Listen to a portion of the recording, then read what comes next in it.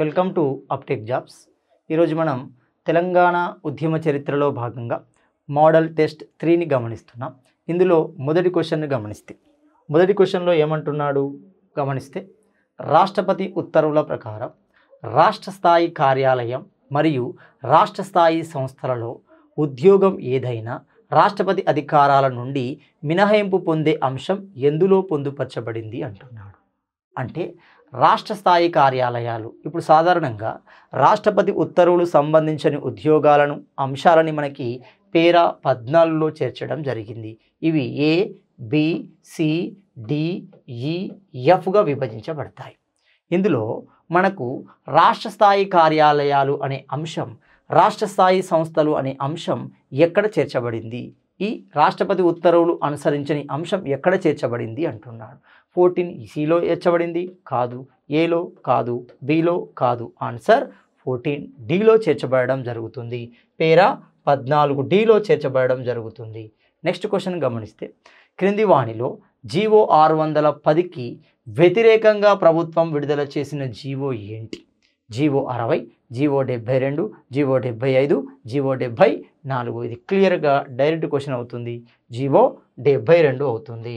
Next question గమనిస్తే, 1973 జనవరి 21న ఎవరి అధ్యక్షతన, ఈ లైన్ క్లియర్గా ఇంపార్టెంట్, 1973 జనవరి 21న ఎవరి అధ్యక్షతన తెలంగాణ కాంగ్రెస్ ఫోరం ఏర్పాటు చేయబడింది? 1973 అంటే ఎవరున్నారు బాగా గమనించండి. పివి నరసింహారావు, మర్రి చెన్నారెడ్డి, కేవి రంగారెడ్డి, జలగం వెంగళరావు. ఇక్కడ అడిగింది ఏంటి? తెలంగాణ కాంగ్రెస్ ఫోరాన్ని ఏర్పాటు చేసింది మర్రి చెన్నారెడ్డి అవుతాడు. నెక్స్ట్ క్వశ్చన్ గమనిస్తే, గిర్గ్లానీ కమిషన్ నివేదికలోని అంశాలను పరిశీలించండి అంటాం. Very very very important. ఇక్కడ మనం లాజికల్గా గుర్తుపెట్టుకోవాలి. చూడండి, రైట్. ఏం చేస్తుందంటే, రాష్ట్రపతి ఉత్తర్వులు ఎన్ని విధాలుగా ఉల్లంఘనకు గురయ్యాయి, వాటిని ఎన్ని భాగాలుగా విడగొట్టారు, వాటికి ఎన్ని పరిష్కారాలు చూపారు. ఇందులో ఏదో ఒకటి గుర్తుపెట్టుకున్న ఆన్సర్ దొరకవట అవ్వచ్చు. పరిష్కారాలు 35, బాగా విడగొట్టినవి 18. ఎన్ని రకాలుగా ఉల్లంఘన అయ్యాయి? 126. ఇప్పుడు బాగా గమనించండి, ఎక్కడ కనబడుతుంది? 18, 126, 35 నివారణ చర్యలు. ఆన్సర్ మనకు అవుతుంది. నెక్స్ట్ క్వశ్చన్ గమనించాలి. ఆంధ్రప్రదేశ్లో రాష్ట్రపతి పాలన విధించబడిన కాలం, రాష్ట్రపతి పాలన ఎప్పుడు? 1973 జనవరి 18 నుండి. చూడండి, ఇప్పుడు ఇక్కడ జనవరి 18 ఇక్కడ కనబడుతుంది. చూడండి, డిసెంబర్ 10 వరకు. 1973 జనవరి 18 నుండి డిసెంబర్ 10 వరకు కొనసాగుతుంది. నెక్స్ట్ క్వశ్చన్ గమనిస్తే, అప్పుడు ఆంధ్రప్రదేశ్ గవర్నర్ ఎవరు? కండూభాయ్ దేశాయ్ కనబడతాడు మనకి ఇక్కడ. నెక్స్ట్ క్వశ్చన్ గమనిస్తే, తెలుగుదేశం పార్టీ ఎన్టీ రామారావు చేత ఎప్పుడు స్థాపించబడింది? ఆనాటి రామోజీరావు, ఈనాడు రామోజీరావు, ఇతరుల యొక్క సహాయం చేత ఎన్టీ రామారావు ఆంధ్రప్రదేశ్లో మొదటి కాంగ్రెసేతర ప్రభుత్వాన్ని ఏర్పాటు చేసిన టీడీపీ టీడీపీ పార్టీని ఏర్పాటు చేస్తాడు తిరుపతి కేంద్రంగా. తెలుగుదేశం పార్టీ ఎప్పుడు? 1982 మార్చి 29, 1983 మార్చి 23, 1982 మార్చి 21, 1984 మార్చి 18. టీడీపీ ప్రభుత్వం ఏర్పడిందే 83లో, అంటే 83 కంటే ముందే ఉండాలి కదా. కాబట్టి 82. చూడండి, 84 కాదు, 83 కాదు. 82లో ఎప్పుడు? 82 మార్చిలో ఎప్పుడు? చివర మార్చి 29న ఏర్పాటు చేయడం జరుగుతుంది. నెక్స్ట్ క్వశ్చన్ గమనిస్తే, 6 సూత్రాల పథకం ప్రకారం తెలంగాణలో స్థానికత గుర్తు ఎంత కాలానికి కుదించబడింది? అప్పటి వరకు 15 సంవత్సరాలు. దాన్ని ఏం చేశారు? ఎన్ని సంవత్సరాలకి?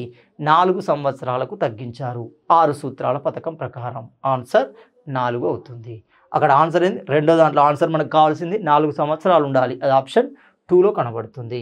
నెక్స్ట్ క్వశ్చన్ గమనిస్తే, రాష్ట్రపతి ఉత్తర్వులకు విరుద్ధంగా జరిగిన అక్రమ నియామకాలను ఆధారాలతో సహా నిరూపిస్తూ ఆందోళన చేపట్టిన సంఘం, ఎన్జిఓ సంఘం, ఉద్యోగుల సంఘమే. చూద్దాం.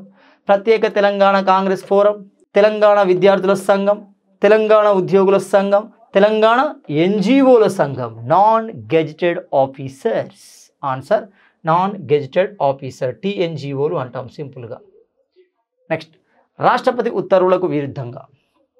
నెక్స్ట్ క్వశ్చన్ గమనిస్తే, ఈ కింది ఏ సంవత్సరంలో తెలంగాణ ప్రాంతీయ సంఘం ఏర్పాటు చేయబడింది?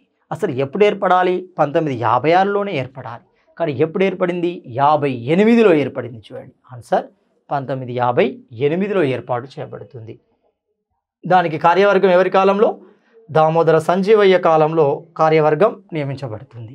నెక్స్ట్ క్వశ్చన్ గమనిస్తే డిసెంబర్ 10, 1973 ఆంధ్రప్రదేశ్లో రాష్ట్రపతి పాలన తరువాత అంటే క్లోజ్ అవుతుంది. 326 రోజులు కంప్లీట్ అవుతుంది.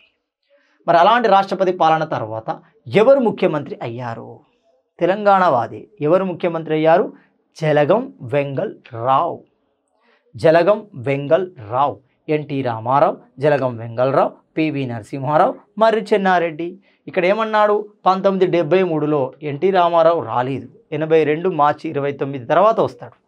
పివి నరసింహారావు అతడే రాజీనామా చేశాడు. మర్రి చెన్నారెడ్డికి ఆప్షన్ రాలేదు. జలగం వెంగళరావు అవుతుంది. ఆన్సర్ జలగం వెంగళరావు అవుతుంది. ఆంధ్ర పక్షపాతి అవుతాడు అక్కడ. 6 సూత్రాల పథకం సంబంధించి సరికాని వాక్యం గుర్తించండి. ఏంటి సరికాని స్టేట్మెంట్? 6 సూత్రాల పథకం తర్వాత ములికీ నిబంధనలు రద్దు అయినాయి. కరెక్టే. సరికాని వాక్యం అన్నాం. కరెక్ట్. ఇక్కడ చూడండి, 6 సూత్రాల పథకం తర్వాత తెలంగాణ ప్రాంతీయ సంఘం రద్దు చేయబడింది. కరెక్ట్. ఇక్కడ సరికాని వాక్యంను గుర్తించండి. సరికాని వాక్యం ఏది అవుతుంది అంటే ఏది కాదు అవుతుంది. ఆన్సర్ చూడండి. సరికాని వాక్యం రెండు సరైనవి కాబట్టి ఏది కాదు ఆన్సర్ అవుతుంది. చూడండి. నెక్స్ట్ క్వశ్చన్ గమనిస్తే 1973 ఆంధ్రప్రదేశ్లో రాష్ట్రపతి పాలనా కాలంలో మర్రి చెన్నారెడ్డి అధ్యక్షతన తెలంగాణ కాంగ్రెస్ ఫోరం ఎప్పుడు ఏర్పడింది? 1973 జనవరి 21న ఏర్పడుతుంది. చూడండి ఎక్కడ ఉందో. 1973 ఫిబ్రవరి 24 కాదు. 1973 ఆగస్టు 20 కాదు. 1973 మే 23 కాదు. ఆన్సర్ 1973 జనవరి 21న ఏర్పాటు చేయబడుతుంది. ఆన్సర్ 4 అవుతుంది. నెక్స్ట్ క్వశ్చన్ గమనిస్తే 6 సూత్రాల పథకం తర్వాత ప్రాంతీయ సంఘం స్థానంలో ఏర్పడిన సంస్థ ఏంటి? 6 సూత్రాల పథకంలో ఆ విషయాలు చెప్తారు. ఏముంటుంది? ప్రాంతీయ ప్రణాళిక బోర్డు కాదు. ప్రాంతీయ ప్రణాళిక కమిటీ కాదు. ప్రాంతీయ అభివృద్ధి ఉపసంఘం కాదు. ప్రాంతీయ అభివృద్ధి సంఘాన్ని సంస్థను ఏర్పాటు చేశారు. బోర్డును ఏర్పాటు చేశారు. ప్రాంతీయ అభివృద్ధి బోర్డు అనేది ఏర్పాటు చేయబడడం జరిగింది. రీజనల్ డెవలప్మెంట్ బోర్డు అంటాం. చూడండి.